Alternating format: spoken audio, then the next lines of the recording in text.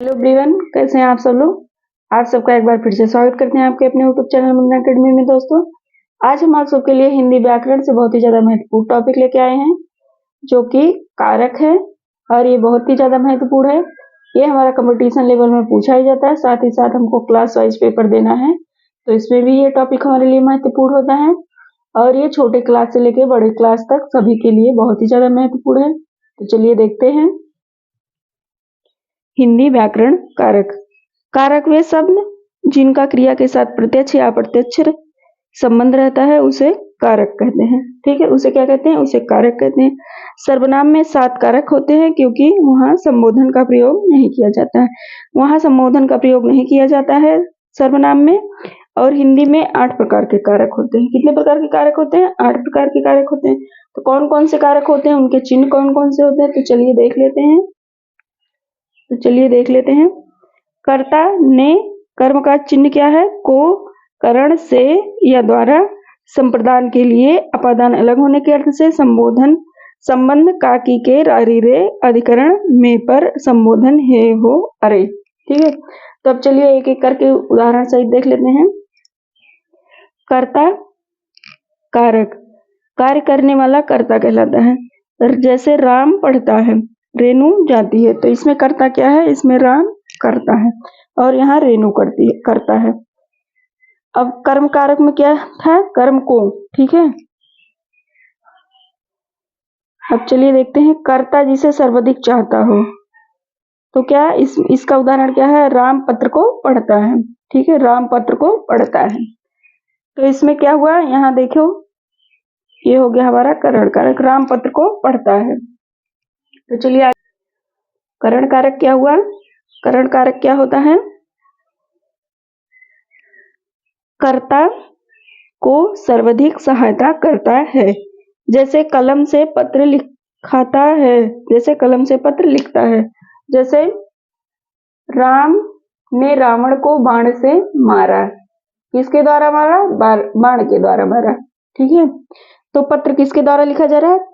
कलम के द्वारा लिखा जा रहा है। ठीक है, उसी प्रकार से हमारा ये हो जाएगा करण कारक। संप्रदान कारक देखते हैं। संप्रदान कारक जिसके लिए क्रिया की जाती हो। बालक दूध के लिए रोता है। ठीक है, बालक किसके लिए रोता है? बालक दूध के लिए रोता है। ठीक है, रोना क्या है? रोना एक क्रिया है। बालक दूध के लिए रोता है। अब देखते हैं अपादान कारक। अपादान कारक देख लेते हैं। जहां से कोई वस्तु अलग हो। हम गांव से दिल्ली जाएंगे, तो यहाँ हम कहाँ से अलग हो रहे हैं? गांव से अलग हो रहे हैं। ठीक है, जैसे लक्ष्मण ने सीता को रथ से जंगल में छोड़ा, तो यहाँ सीता किससे अलग हुई? रथ से अलग हुई। ठीक है, जैसे पेड़ से पत्ते गिरते हैं, तो पत्ते किससे अलग हो रहे हैं? पत्ते पेड़ से अलग हो रहे हैं।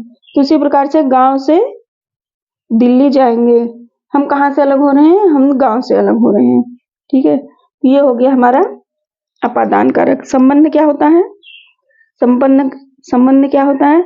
और ये अपादान कारक बहुत ही ज्यादा इंपॉर्टेंट है, ये हमारे पेपर में ज्यादा से ज्यादा पूछा जाता है। संबंध कारक क्या हुआ? आपसी संबंध बताने के लिए। जैसे यह मोहन का घर है। ठीक है, जैसे यह मोहन का घर है,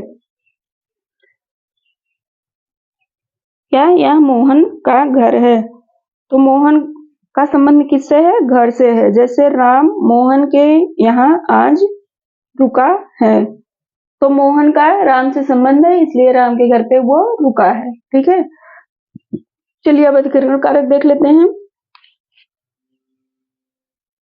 अधिकरण कारक क्या है? किसी वस्तु के बैठने, रहने एवं ठहरने के आधार को अधिकरण कारक कहते हैं। जैसे पेड़ पर पक्षी बैठे हैं, तो यहाँ पे बैठना, ठहरना, रुकना, ये सब क्या होगा? अधिकरण कारक होगा। पेड़ पर पक्षी बैठे हैं। ठीक है, जैसे चारपाई पे मोहन बैठा है। ठीक है, ऐसे उदाहरण, जैसे एक उदाहरण ये है, पेड़ पर पक्षी बैठे हैं, उसी प्रकार से मोहन राम के घर में ठहरा है। ठीक है, ऐसा भी कह सकते हैं, एक उदाहरण हमारा हो सकता है। पेड़ पर पक्षी बैठे हैं, ठीक है, राम के घर पे मोहन बैठा है।